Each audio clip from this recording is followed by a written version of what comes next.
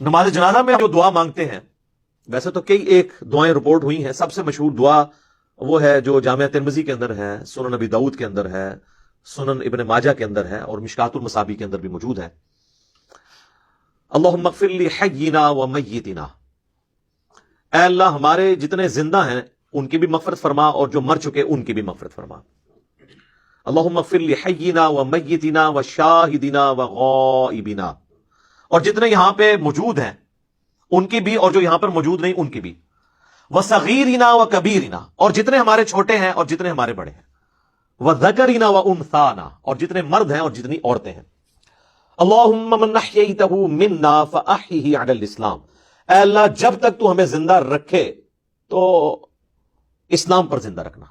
ومن توفیتہ منا فتوفہ علی الایمان، اور جب ہمیں موت آئے تو ایمان کی حالت میں موت آئے، آمین۔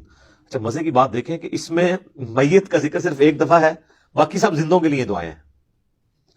اور یہ جو جنازے کی ایکٹیویٹی بیسیکلی رکھی اس لیے گئی ہے کہ ایک تو آپ اپنے مسلمان بھائی کا حق پورا کریں گے، اور دوسرا آپ وہاں پہ جا کے اپنی موت کو یاد کریں، نہ کہ وہاں پہ بھی جا کے آپ واٹس ایپ میسیجز دیکھ رہے ہوں۔ آپ دیکھ رہے ہیں کہ میت کو دفنایا جا رہا ہوتا ہے اور لوگوں کے فون بج رہے ہوتے ہیں، کئی لوگ تو یعنی میت کو دفنانے کے لیے قبر میں اترے ہوتے ہیں نا، تو ان کے بھی فون وہاں پہ بج رہے ہوتے ہیں۔ یعنی یہ ہماری کمٹمنٹ کا لیول ہے آخرت کے ساتھ اور دنیا کے ساتھ، یہ آپ کمپیریزن کر سکتے ہیں۔ پھر اس سے اگلا ورژن ہے، سنن نبی داؤد میں حدیث ہے کہ جب اپنے بھائی کو دفنا چکو تو اس کی قبر پر کھڑے ہو کر اس کے قبر میں سوالات کی استقامت کے لیے دعا کرو۔ یہ نبی الاسلام نے حکم دیا۔ ایک تو ویسے ہمارے یہاں پہ عموماً لوگ نماز جنازہ کے بعد دعا مانگنا شروع کر دیتے ہیں، تو وہ تو کوئی ثابت نہیں ہے۔ وہ جس سنن نبی داؤد یا سنن نسائی کی حدیث کا سہارا لیتے ہیں وہ تو الفاظ ہی کچھ اور ہیں۔ وہ یہ کہ جب اپنے بھائی کے لیے جنازہ پڑھو تو خلوص سے اس کے لیے دعا مانگو، تو وہ یہ کہتے ہیں کہ جنازہ پڑھنے کے بعد مانگو، حالانکہ اس چیپٹر کی آپ ہیڈنگ دیکھ لیں وہ جنازے کے اندر پڑھے جانے والی دعاؤں کا ذکر ہو رہا ہے۔ اور یہاں پہ کیا ہوتا ہے کہ ہمارے جو حنفی بھائی ہیں بریلوی اور دیوبندی، ان کا جنازہ تو 1 منٹ کا بھی مشکل سے ہوتا ہے، اور بعد میں دعا جو ہے وہ 5 سے 10 منٹ کی ہو رہی ہوتی ہے۔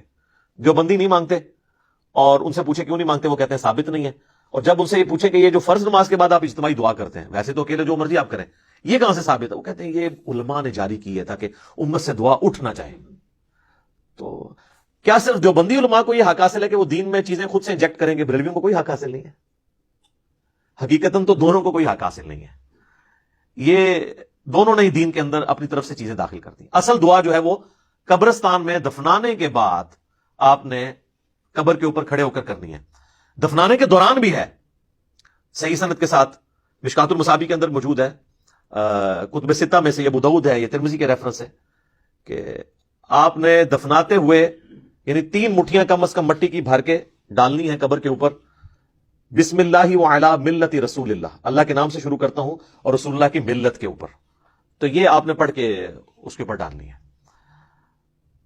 پھر دفنانے کے بعد جب آپ نے دعا مانگنی ہے تو ظاہر ہاتھ اٹھا کے مانگنی ہے۔ یہ بعض لوگوں کو ایک مسئلہ ہو جاتا ہے کہ شاید قبر پہ اگر ہاتھ اٹھا کے دعا مانگی تو یہ کوئی شرک ہو جائے گا۔ شرک تو تب ہوگا جب آپ مردے سے مانگ رہے ہوں گے، آپ اللہ سے مانگ رہے ہیں۔